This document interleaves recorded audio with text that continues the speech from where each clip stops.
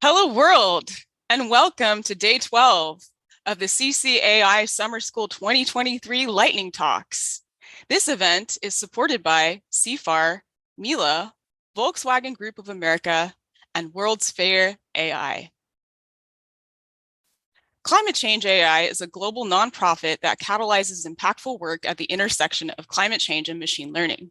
For more information, please go to www.climatechange.ai or visit our social at @climatechangeai. During this session, we will be taking advantage of the community platform. You may also sign up for our mailing list where you will receive periodic newsletters concerning our progress and new events. If you are on the community platform, you can ask questions using the lecture Q&A channel. However, given the high number of participants, not all questions will be asked. Questions with more upvotes will have a higher chance of being asked. All participants are required to abide by CCAI's Code of Conduct. Please report any situation to reporting@climatechange.ai if there are any. An overview of today's schedule is as follows. We'll have an initial talk about AI and computational chemistry, and we will follow by resale and AI with some closing remarks given by Jeremy at the very end. I'm your head TA, Nadia. Today we'll be supported by Praveen. And with that, I'd like to introduce our very first speaker. Francisco Martin-Martinez is a senior lecturer in computational chemistry and a research affiliate at MIT.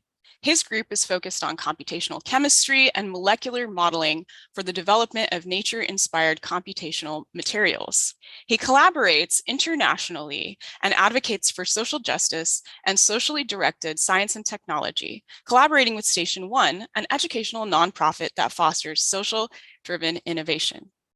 With that said, I'd like to hand it over to Francisco.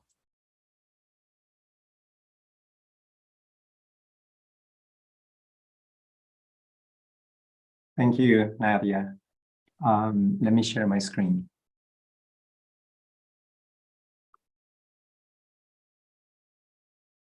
Okay, can you see? Okay, great. Looks good. Awesome. So, well, thank you, Nadia, for the introduction. Hello, everyone. Before I start, I would like to thank the organizers for giving me the opportunity of participating in this 2023 edition of the Climate Change AI Summer School. As you have seen in my intro, I'm in Swansea University in the UK. And today my idea is to give you a very brief overview on how AI and machine learning is being used in the field of computational chemistry and materials discovery to provide solutions that mitigate climate change. So you probably are very familiar with this image, the warming stripes showing the systematic increase in global temperatures. And actually, some years ago, I was in an interview in which they asked me if I believe in climate change. And I said no. And the thing is that every time that someone asks me in general if I believe in climate change, I always say no. And I say no because believing is an act of faith, and climate change is a fact, right? So you believe in something you cannot prove, and climate change is proven. So the question is not if I believe in climate change. The question is, what can I do to slow it down or to mitigate its effects? So in fact, as pointed out recently in this article, you see here the reference by David Rolnick and other colleagues from Climate Change AI. There are two things that we can do about climate change, or let's say two approaches. Mitigation, meaning reducing emissions or adaptation, which is then preparing ourselves for its consequences. So then the actual question is how we respond to climate change through science, through technology, economy, lifestyle, or policy. And from a chemistry and chemical engineering perspective, there are some specific areas in which I can contribute, or at least in which, from our research group here in Swansea, we try. So from the mitigation point of view, there are some specific areas related to CO2 capture and sequestration, and also new technologies for renewable energy. And from the adaptation point of view, you have the discovery of small molecules for bacterial or to go against bacterial and viral resistance and food security. There is another area in the middle in which I also work that concerns the development of more resilient and sustainable materials, and in this case for infrastructure. And then this is in a kind of overview of the different areas in which we are active. So how does chemistry research then help here? Well, it helps by developing new materials, new molecules, more materials, more molecules, and more materials. Now, these are just some examples you see here. We are using actually machine learning in conjunction with computational chemistry and materials modeling to, for instance, develop small molecules in organic photovoltaics. So how can we design more efficient molecules for solar energy? Similar techniques when it comes to organic molecules can then be applied then to drug discovery. And we have also, for instance, a collaboration with Chile in which we computationally design asphalt for roads out of waste, and how to do that with self-healing properties in such a way that we are mimicking living organisms in the capacity to heal after some kind of fracture. So in general, all of this is then connected with machine learning, and we are integrating that with computational chemistry and materials modeling, as I said. So let me go now into the computational chemistry and machine learning, and what are the key aspects then when we are exploring the chemical space for molecular materials design. So on the one hand, we have data, and on the other hand, we have computational resources. And then, of course, we have the different models that we want to use, whether this is variational autoencoders, recurrent neural networks, or generative adversarial networks.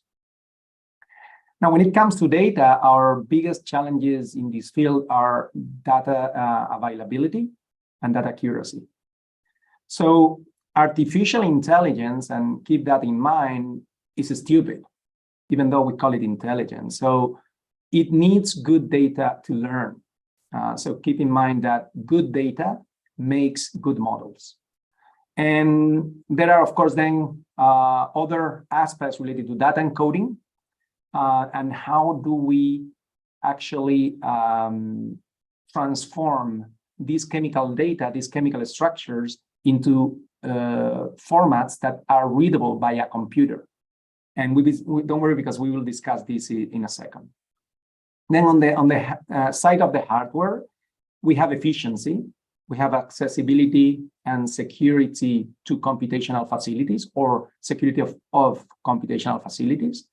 And then nowadays we have also the availability of GPU, and I'll talk also about these Google TPUs that are actually accelerating quite a lot the performance of the algorithms that we use.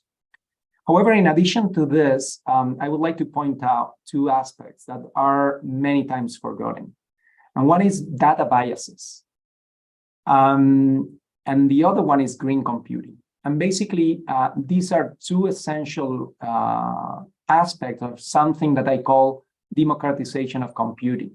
Basically, is how do we make these available to everyone? And how is everyone considered in the development of these applications? And we will talk also a little bit more about this. So let's start now with the availability of data.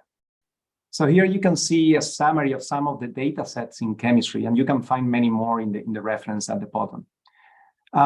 These data sets in the first part are focused on chemical structures and molecular properties. You see that there are many of them, but also most of them are calculated with quantum chemistry and using what we call density functional theory of DFT. You probably are not familiar with it. So in this part is where the accuracy and the good methods for data generation are key. And this is the one in which we are mostly active. Because remember again what I said, good data makes good models.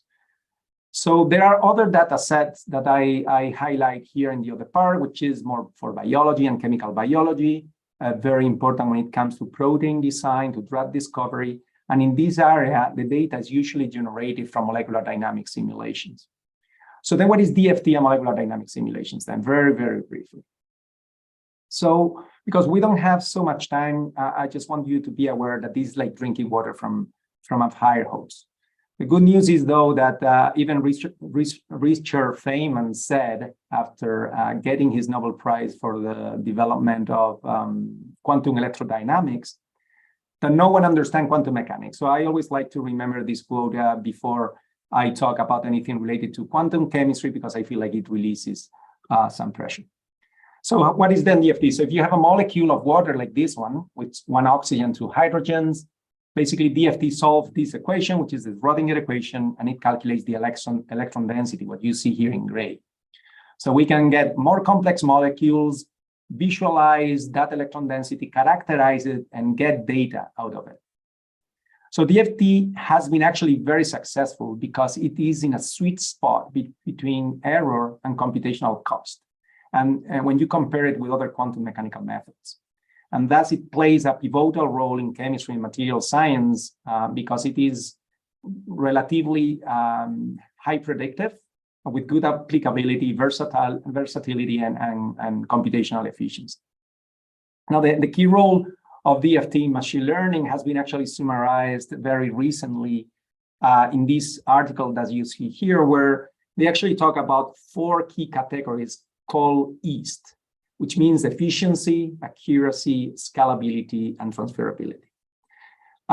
However, when it comes to molecules with more than a few hundred of atoms, we do not have the computational capacity to solve DFT equations, and we need to make some big approximations. And this is when molecular dynamics, the other method I was talking about, comes into play. So in molecular dynamics, electrons are neglected, and atoms are considered as solid spheres interacting via classical forces. And by doing this, we can afford then larger systems like proteins. So those forces are, you see here, example of those proteins. Those forces are described with what we call interatomic potentials or force fields. And this is another aspect where machine learning is really making an impact.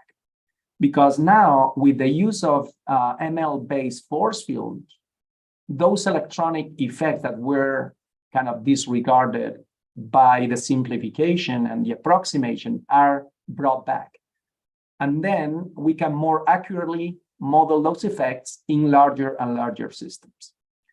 Again, we don't really have so much time to get much more in detail, so I would actually recommend to check this chemical review article cited at the bottom of the ML force fields box by NKL and collaborators in 2021.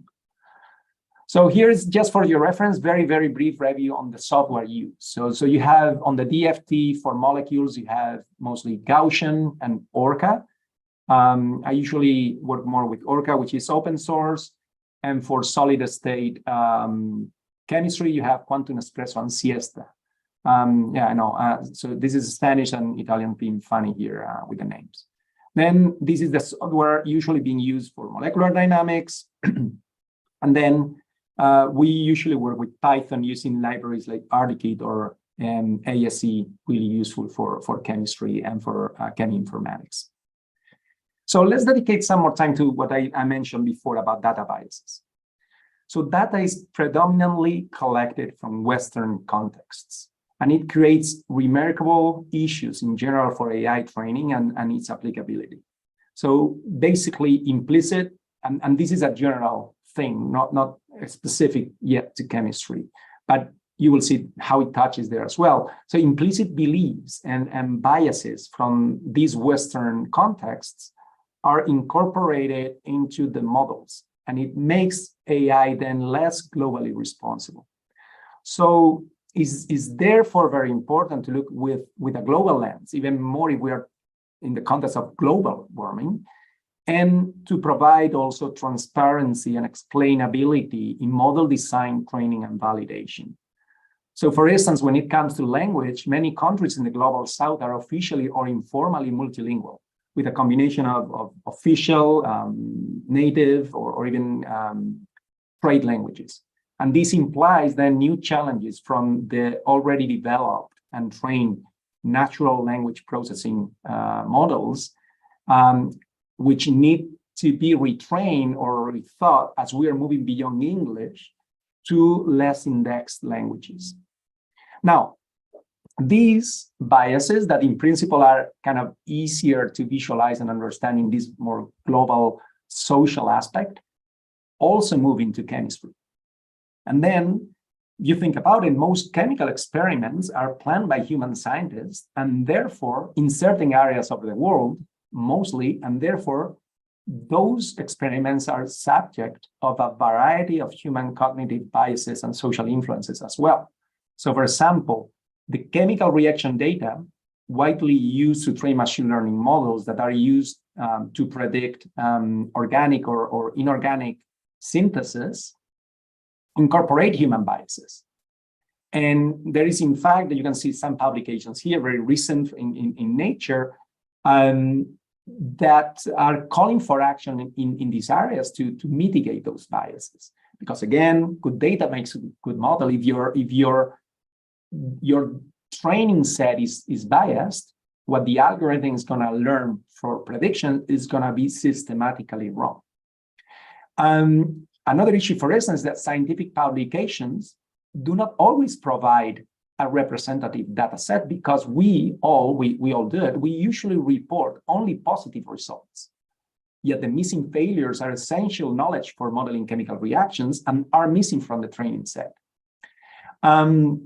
Another example I wanted to provide here is that, for instance, in the protein data bank, which is the main database for proteins, there is just pick this example, 36% of entries report the use of polyethylene glycol additives in the crystallization of proteins, which totally underrepresent the true success, which is 59%.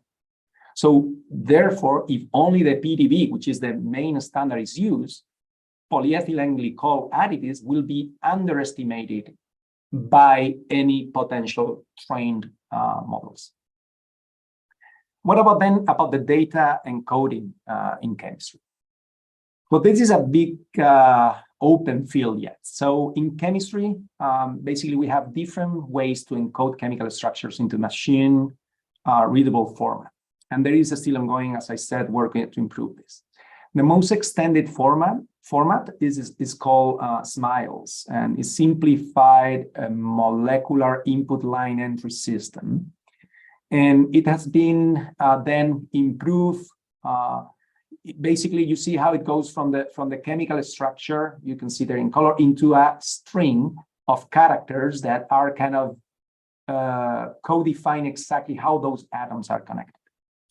This has been later on improved into deep SMILES to account better for branches and ring constraints, so you better describe those cycles in the chemical structure. And further then develop into self-referencing embedded strings, or called selfies. Most of this work has been led by a professor called Alan Azkuru-Guzik, so I really recommend to go to this citation over there to check his work, because I mean all the reflection and development on these sort of formats is really, really useful. And then these codified chemical structures are used to train the model. So once we have it in a language that computers can understand, then we can feed it into the computer. So we use them for training models that then we use for molecular and materials discovery. So there are different strategies for selecting molecules and materials for validation in these discovery workflows. And here I just summarize 4 of them from this reference that you have at the bottom. Basically, molecules can be selected from a fixed known chemical space, can be selected from a make-on-demand library, an enumerated library, or from molecules proposed from a generative model on the fly. Then these different libraries can be incorporated into different workflows. And here I just summarized 2 workflows for generative model development, basically one from Sualve-Kouba and Gomez-Bombarelli, the ones you have in vertical axis using different types of machine learning models.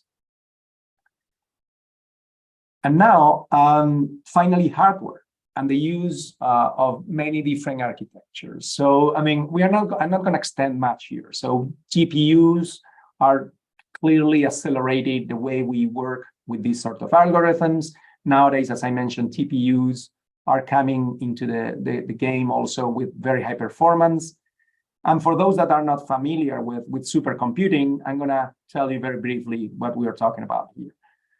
So, as you probably know, performance capabilities of supercomputers are expressed in number of floating point arithmetic calculations per second, or flops, how many calculations per second is able to do. So you have an idea of what dimensions we're talking about. A standard laptop, like 12 CPUs, have around 40 gigaflops. And supercomputing facilities that, like those that most of are working, climate change related issues, for molecular discovery, are data centers or supercomputing facilities like this one of Fugaku in Japan, where you have 5.6 million CPUs and when you have more than 500,000 of gigaflops. So basically that means that we are having like 14 million laptops or pilot. Now, these things are already changing quite a lot with the use of cloud computing. And then many different companies are also providing supercomputing in the cloud. So I'm particularly part of the Google Cloud Research Innovator Program, and then we have the chance then to use Google Cloud Platform with Vertex AI TPUs, and actually you can see how TPUs are performing really well compared to GPUs. This is data from compared to CPUs, sorry, and this is a benchmark from Google.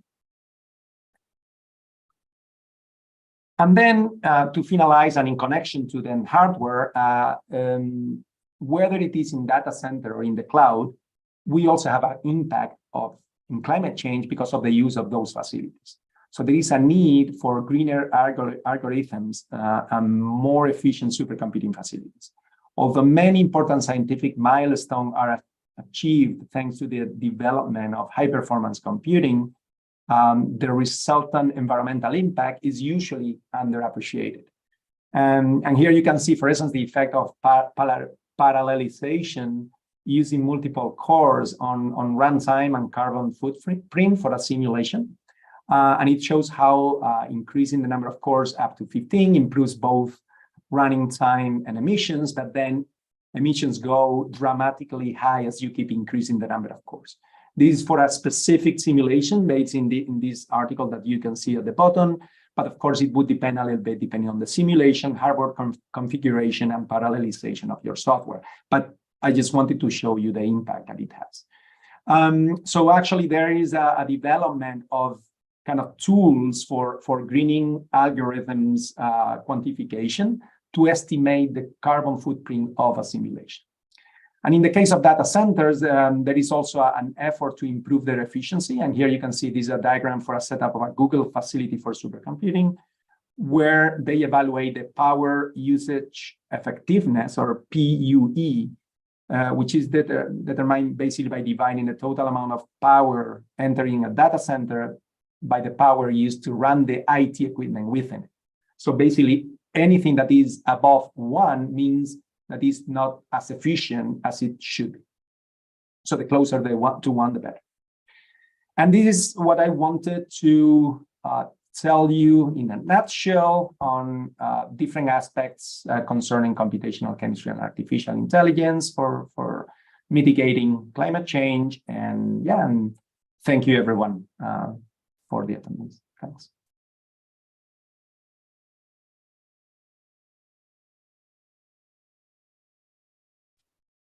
Thank you, Francisco, for that intriguing talk. So we do have a question from the community. Could you say more about how Western biases enter chemical databases? It seems that chemicals would be relatively independent of cultural biases, but as you demonstrated earlier, that's not the case. Could you go into more detail? Yeah, well, it could enter in the sense that the capabilities of labs in different parts of the world are not the same. Therefore, the techniques can be also different. Meaning, there are different ways to do different things in chemistry depending on your availability of resources. So, for instance, nowadays, there are many labs that are getting into more automated procedures, better recovery strategies for solvents, and maybe the testing of other types of reagents. These things that might be maybe done in top labs in the US might not be done this way in other labs in other regions of the world. So the number of or the type of reactions, the number of testings and the methods employed differ. So if you're, this is not like there is a bias in the molecule itself. The molecule is the same.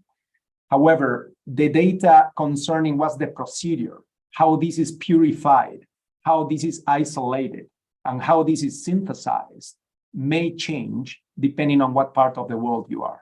Therefore, if you are trying to understand what are the best and the worst practices only based on procedures that are done in maybe top labs in the US, for instance, you are maybe missing other procedures that are different and are made in other parts of the world. So that's what I meant also. And that goes into the chemical data you have.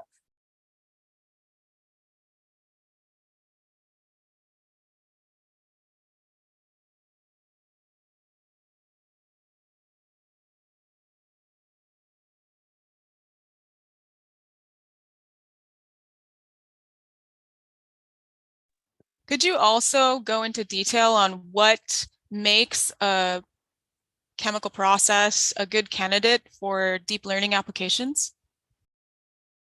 That's a very good question. And honestly, it's yet quite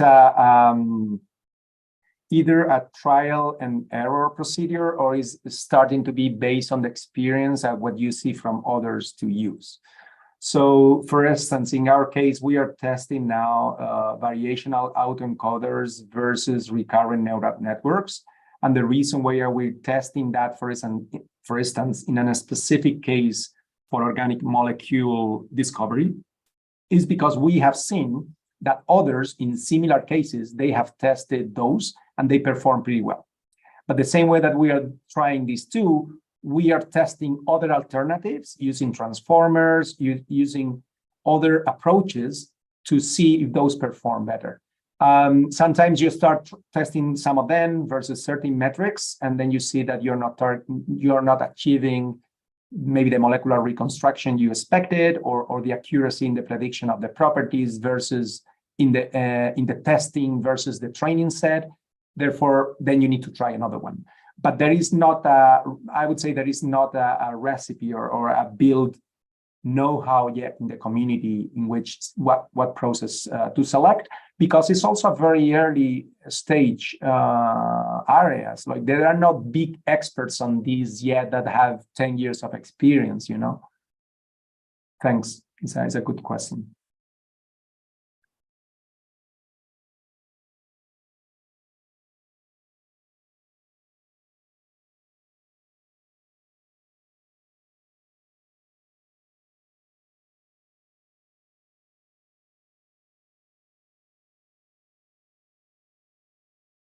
So there's another question. Could you share a resource around PUE?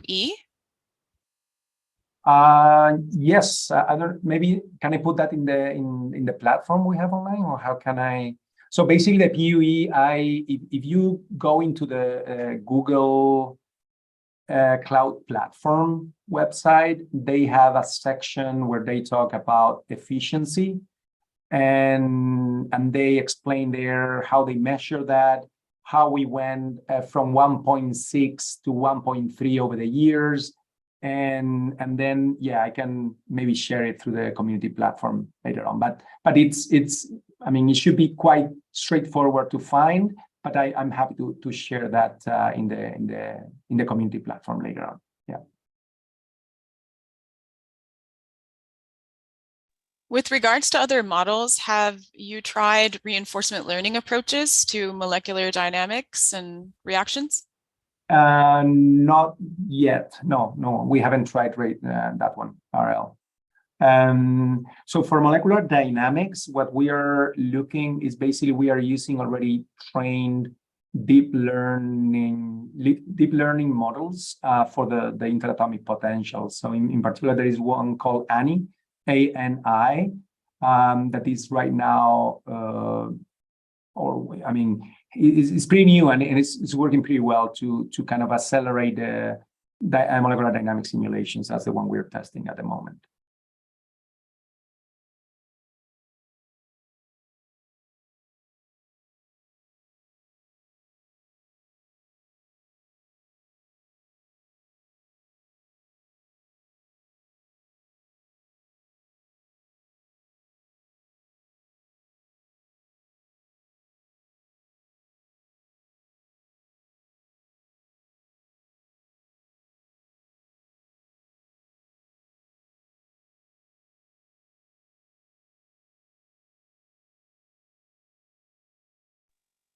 We have another question. How has machine learning sped up chemical discovery so far? Is there a prominent case where machine learning has had a really significant impact? Well, DeepMind is a good example, like really remarkable. That's the first time, the first one that comes into mind. And then there are many other smaller research areas in which people, when it comes to my field, you can see that there are better ways or faster ways to simulate chemical interactions, to accelerate the discovery of chemical properties. So for instance, what I said about DFT, density functional theory calculations, are computationally very costly. So if you want to calculate the chemical properties for a molecule, let's say of a couple of 100 atoms, that could take you days to run this kind of calculation and get properties out of the calculation.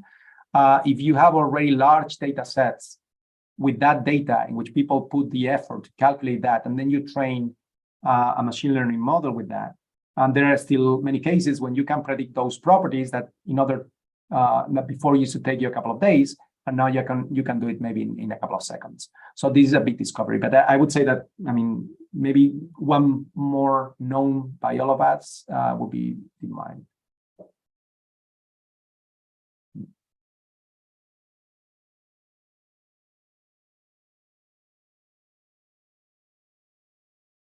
Okay, thank you so much, Francisco, for your talk. We really have a lot of appreciation for spending the time with us today during summer school. And with that, I'm going to transition to the next speaker. And thank you so much. Round of applause for Francisco. Yay. Thank you, Francisco.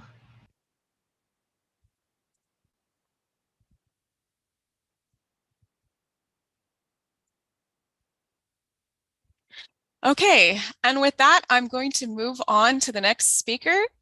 Unfortunately, our next speaker is not present today, so please put your questions in the community forum and we will get to them asynchronously.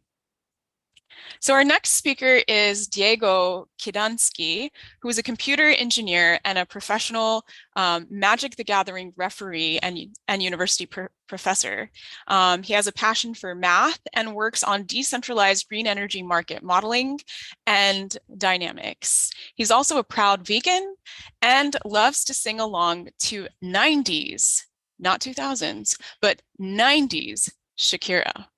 And with that, I'd like to hand it off to Diego.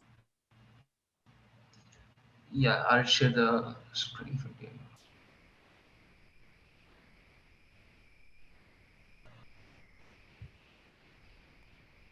Just let me know if you guys can see the video.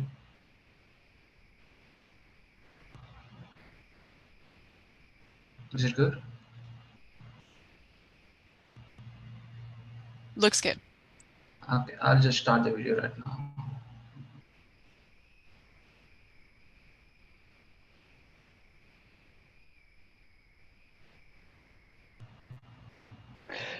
Hello, and welcome to this Lighting Talk, part of the Climate Change Summer School 2023. My name is Diego. I work as an AI solution architect at Trialabs, and this talk is titled Resell and AI, Enabling the Circular Economy One Algorithm at a Time.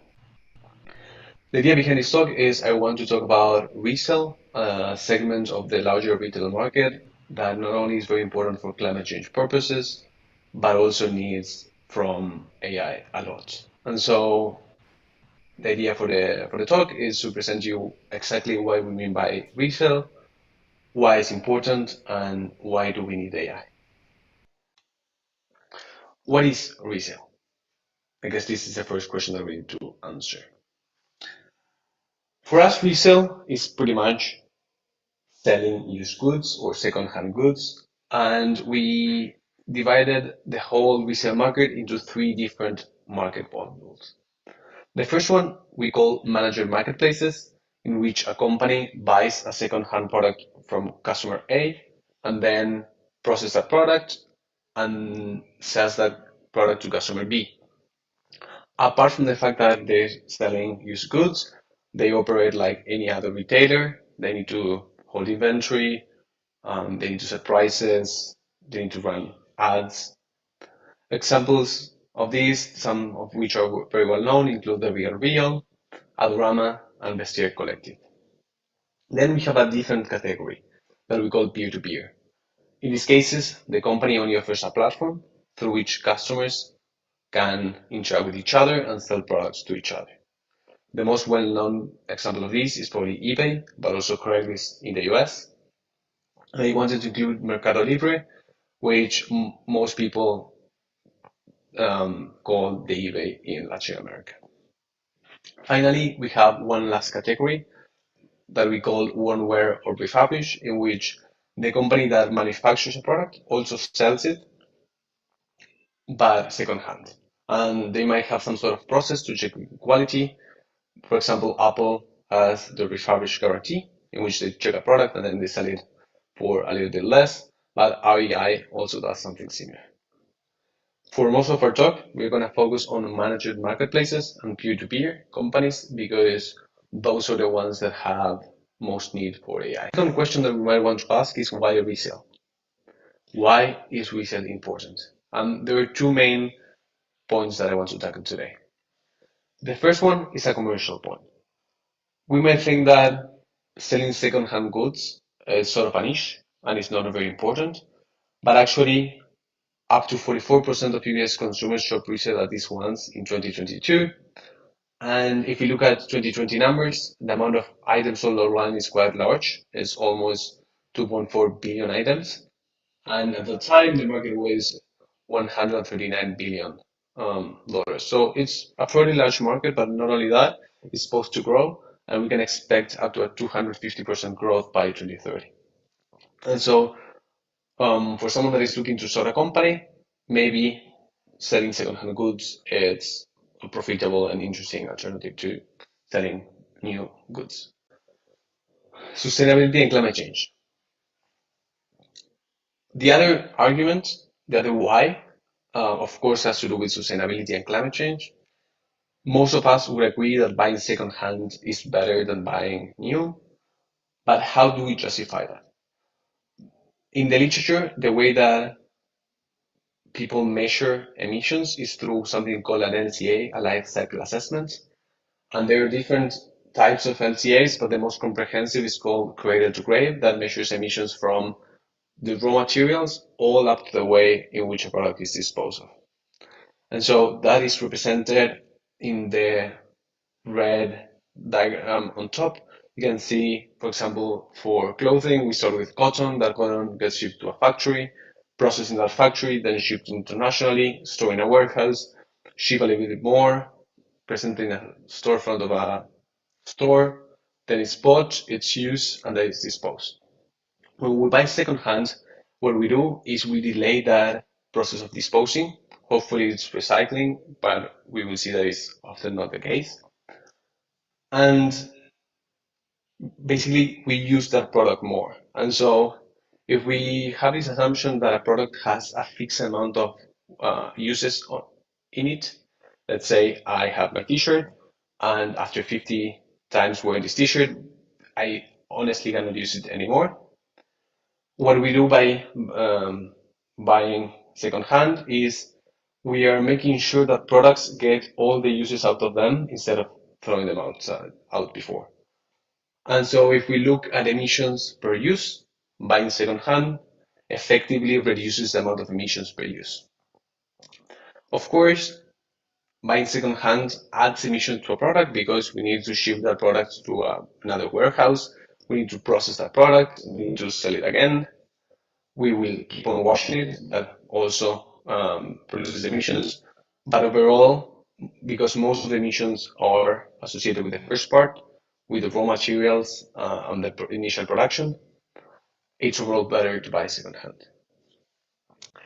To show you a few numbers that reflect this, if we look at jeans, buying used jeans saves about 20 kilograms of CO2 equivalent emissions. Buying a used laptop saves about 20 kilograms per year, and buying a used phone saves about 50 kilograms per year. These numbers don't look much, especially if you take into account that the average person emits 4,300 kilograms of CO2 equivalent emissions per year. But the amount of goods that we produce is humongous, and therefore all these things add up. Only jeans are estimated. It's estimated that we produce about 6 billion jeans a year, which amounts to almost 120 million tons of CO2. So these numbers again look small on their own, but at the scale at which we consume these things, these numbers. But not only we should think about CO2 emissions, even though that's one of the main reasons driving climate change. Water usage is quite important, and buying new goods wastes a lot of it. It's estimated about from 8,000 to 22,000 liters are used to produce 1 kilogram of cotton, which translates in 1 pair of jeans. And as I was saying before, unfortunately, we don't recycle that much. It's estimated that only 1% of clothing materials are recycled. And the number that you see there, the 10 billion loss, is the estimated profit that we would have made had we sold some of those clothing items secondhand instead of disposing them in a landfill. All in all, I think we have a quite compelling case from the lenses of climate change and sustainability to buy second-hand goods, but we also have a very compelling case. From the commercial standpoint. So we just went over what we mean by resale and why resale is important. I guess the question remaining to answer is, why is AI important for resale? And so why AI for resale? In our experience at Trial Labs, working with a lot of resale companies and retail companies in general, we find that processing items is hard, but processing unique items is harder. And when we think about second-hand goods, because each one of them had a different path and the condition might be different, the color might have changed, the label might be hard to identify. Most of those products are unique in a way, especially for a given store. And therefore, the process of processing them, pricing them, and matching them with other products is particularly hard. So we created three types of problems that we think are particularly relevant for businesses trying to deal with second-hand goods. One of them is called input processing, which deals with extracting information from a product. The second one is pricing, which deals with finding the right price for a product and changing it as we go. And the third one is product matching, is trying to identify which products are similar to a given product.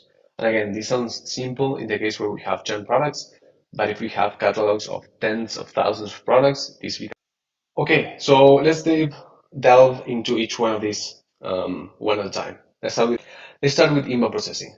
For us, this means extracting and cleaning of the information associated with incoming products.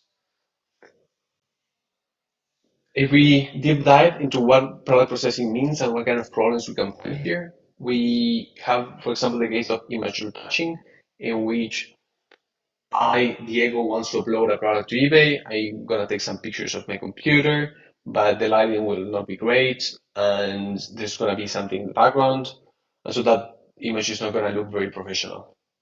I can spend some time editing that picture using Photoshop, but that's gonna be very time consuming. And if you want to do it large scale, we probably need to use AI. Then we have attribute extraction. How, if I'm trying to sell my laptop on eBay, maybe I can look at the specs of my laptop, but if it wasn't a laptop and it was a pair of jeans, then maybe finding the brand, the size, and the color and the style is a lot harder. And most of the time, we just need to do that only based on an image. So how do we do that? Finally, we have the question of quality and authenticity. If we're buying a mug for $5 of Craigslist, we probably don't care about quality or authenticity. But if you're spending up to $300 on a used phone, we probably want some guarantees that that phone is properly working. Some of that has to be done just inspecting the phone, but for example, cracks in the screen can probably be automated by using computer vision. And so there's a lot of things we can try to do without involving humans.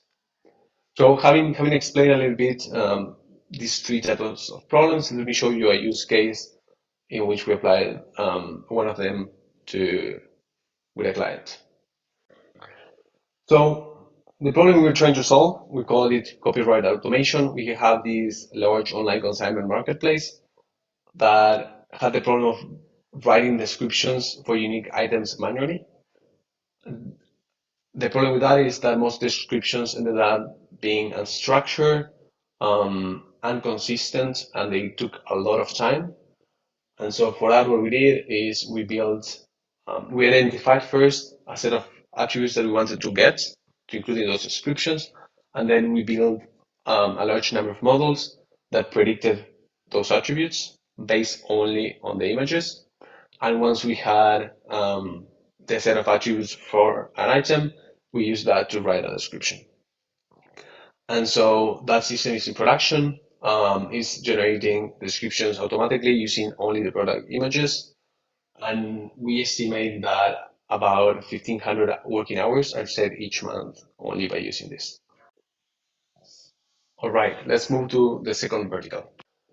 Even though I know that most of you understand what I mean when I say pricing, just to make sure we're on the same page, for us, pricing is the process of setting the first time price, but also updating the price to react to market conditions. So when we look at pricing, we have a lot of experience at pricing projects at trial labs. And so there are three main categories of pricing projects that we have identified in the past. The first one we call automatic pricing. And here, the key strategy is there's a process. There's already someone that is manually pricing items. Most of these items are different, so that process takes a lot of time, and that process happens often. And we want to build a machine learning algorithm that sort of mimics the existing process. This usually is just to have the first price, so setting the first price. Then we have velocity control. The idea behind velocity control is that we already have a price, but the price is not working as well as we would want it to work, to perform. And so we're going to monitor sales in real time, and we're going to adjust the price so as to follow a velocity target. A velocity target, it's something like I want to sell most of my inventory within 30 days. And so you can think about this as being mostly using control theory, a bit of reinforcement learning, and basically trying to make sure that the price is always following the velocity target that we have in mind. Finally, probably the most interesting of the three is what we call price optimization. This is the crown jewel of pricing. The idea here is that we're going to use standard economic theory. We want to derive a demand curve for a given product based on past historical information. And then once we have the demand curve, we're going to build an optimization model, most of the time not convex because we have a lot of business constraints. And that optimization model is going to output the optimal price based on the demand curve. Once we have more data, we're going to relearn the demand curve, that's going to adapt, and we're going to find a new price. The problem is that one of the challenges of doing price optimization is that it's very data intensive.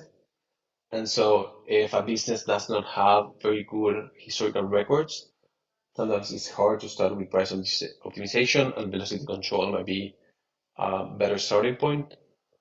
Another challenge of price optimization is that demand curves are built using historical data. And so if we have an environment that changes very, very rapidly, those demand curves might become obsolete very fast. And in some of those cases, using velocity control might be a better approach.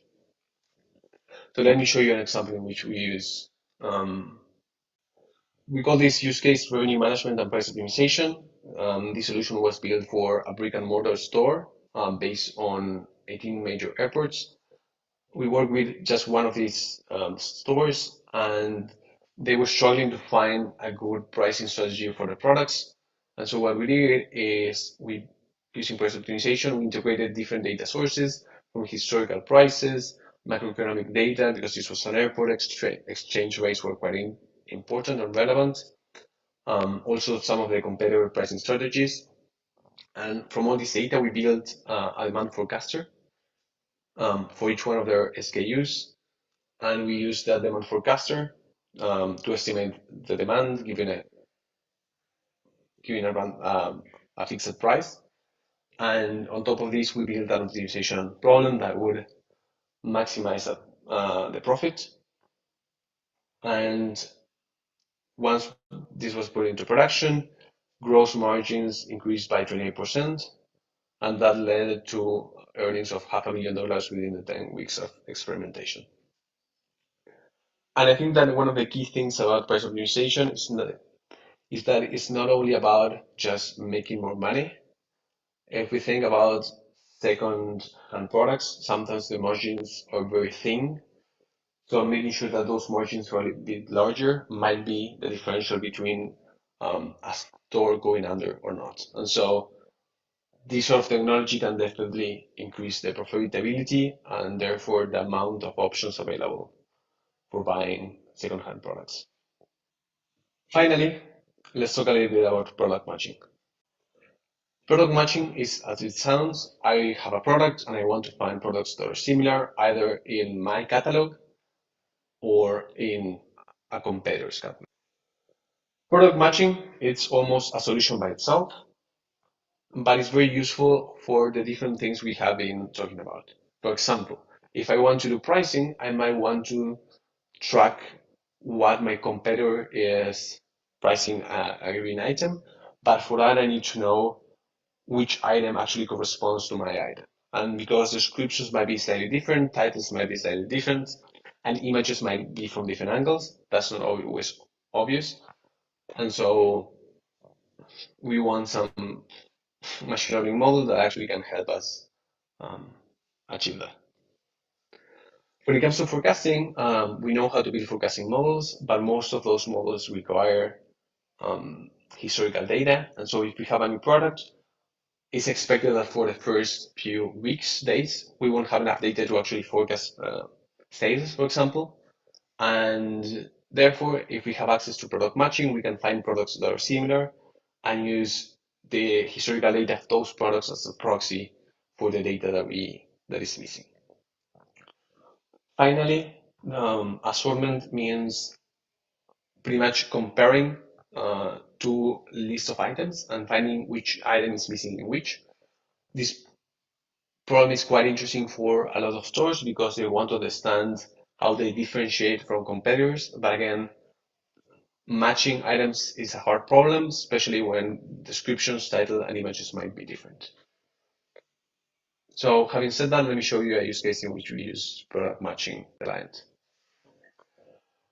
This was built for a large retailer in Mexico.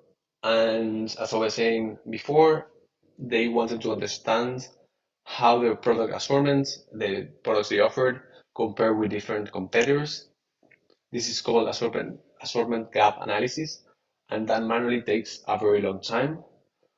So using our own product matching tool, we extracted a lot of different attributes from these products using a combination of NLP and computer vision. And then using our matching tool, which is in a way a very large multimodal model, we were able to build this assortment gap analysis.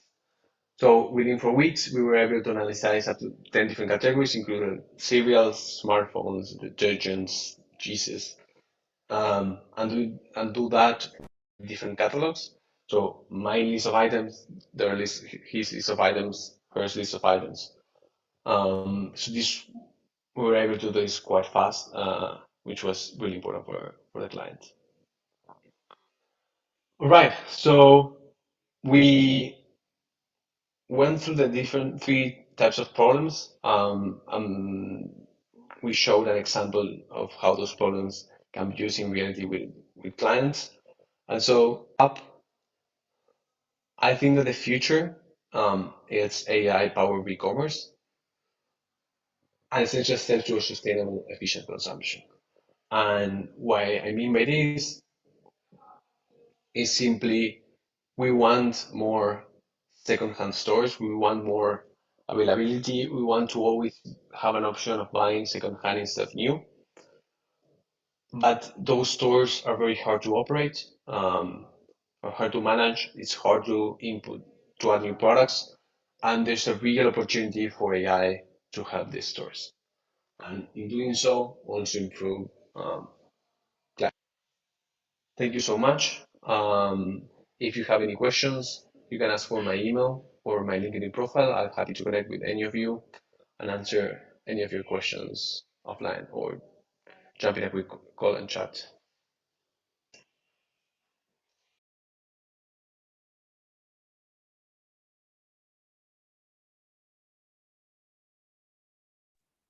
Great talk by Diego. Again, just a reminder, if you do have questions, please post them in the community platform where Diego will get to them asynchronously. So with that, I would like to thank the speakers that we've had present for our lightning talks, all of them very, very interesting on a wide variety of topics. And I'd like to hand it off for closing remarks to Jeremy Irvin. Jeremy Irvin is a doctoral candidate at Stanford University, where he researches machine learning techniques for remote sensing data for mapping energy, transportation, and greenhouse gas emitting infrastructure. He's been working with the CCAI Summer School since its inception in 2021 and has been pivotal in building the summer school into what it is today. So it's with great pleasure that I hand it off to our closing remarks speaker, Jeremy. Thanks so much. Thanks for the kind introduction. Let me go ahead and share my screen here. Yeah, so just to say a few closing words here. Is everyone able to see my screen and hear me okay? Looks good. Good. Okay, so yeah, thank you all so much for joining this year's summer school. We've really enjoyed hosting it for you all, and we hope you learned a lot. To start off, I just wanted to thank our sponsors listed here on this slide once more. Without their support, summer school would not have been possible. So thank you so much. To quickly recap this year's program, here are the 12 days listed on this slide. I'm not going to go and state them all, but we've covered a wide array of topics at the intersection of AI and climate change. And yeah, we hope you've really enjoyed all of these lectures and learned a lot.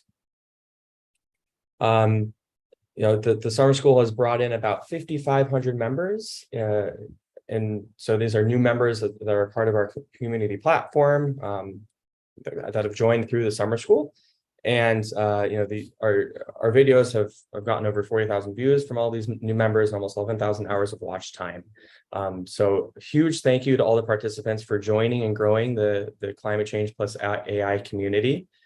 We really need as many people as possible working at this intersection. There are so many problems to solve, and really the more the merrier for people to learn about the problems and how to solve them with AI. So thank you so much. We're excited that you've joined this community. On behalf of the organizing committee, I just wanted to say again a big thank you. We've all really enjoyed putting together the program. And yeah, it's been a lot of fun. And again, we hope you've enjoyed it as much as we have. And a huge thank you to all of the summer school teaching staff. So a ton of people that have gone into developing all this amazing content posted in the summer school, many speakers, all the people who developed the tutorials, and all the TAs who have, really facilitated the summer school program. Thank you so much. Definitely would not have been possible without all of you. To all the participants, we would really appreciate your feedback on the whole program. So far we've really appreciated your feedback on the daily lectures, but now we'd really appreciate some feedback on the whole program. So all the content that was covered, the format, etc. We really want to make this better and better as things progress. So if you could provide feedback, that'd be very helpful. The link is shown on this slide. It will also be shared in the community platform. So now that the summer school is complete, how can you stay involved with CCAI, with work at the intersection of AI and climate change? First thing, so the community platform, which all of you, most if not all of you, have joined to follow along the summer school, is actually it hosts the wider CCAI community. So this is not just for the summer school. This is for everyone who's interested at this intersection and interested in CCAI activities, events, etc. So you should be on this platform now. You can poke around, look at different channels, talk to other folks who are interested, learn about research, etc. So I really recommend that you use this platform to stay involved. Another thing is the CCAI newsletter. So we release a monthly newsletter with a ton of useful information. I personally read this newsletter every single month.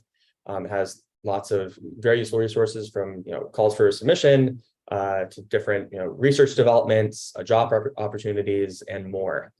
Free to subscribe, so please, if you haven't already, subscribe to this. It's a very useful resource. Beyond the summer school, CCAI hosts other sorts of events, so you can certainly stay involved in CCAI events. If you go to our website and click on the events tab here, you can find all the ongoing or planned events. This includes like recurring webinars and happy hours and events at top machine learning conferences, for example.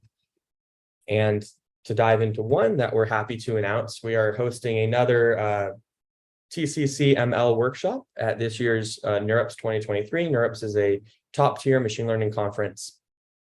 And we are very happy to say that actually folks can now watch the live stream of this workshop for free. It will be live streamed. And this is an opportunity for you all to learn about cutting-edge research at this intersection. So these are folks that are have spent last several months, sometimes years, working on projects developing new technologies, new approaches to use AI to address climate change problems. So I highly recommend you attend this. If you wanted to contribute to it, you actually can. So if you have some work that you'd like to submit, you can submit to this workshop, and the dates are shown here on the right. And if you actually wanted to attend in person, you could do that as well. The workshop is occurring in person in middle of December in New Orleans in the United States. But like I said, if you want to minimize your carbon footprint, join virtually, you will be able to do that. And if you are interested in submitting some work to this workshop, we do have a mentorship program where you can actually apply to be a mentee and get one-on-one support from an experienced mentor who's submitted research or has lots of experience doing research, and they can help you with many different things. So if you'd like to apply for that, please apply through this link here. I want to note that mentees are expected to put in the work and effort here to actually prepare a paper submission. So, if you are accepted for this, you have to put in the work, really try to submit a paper, work closely with your mentor for this workshop. But this is a great opportunity if you want that one-on-one mentorship for research. With that, one just final thank you to everyone. Really enjoyed hosting this summer school. I really hope that you've learned a lot, and I'm excited to see all the amazing things that you all do at this intersection. So thank you so much again, and take care.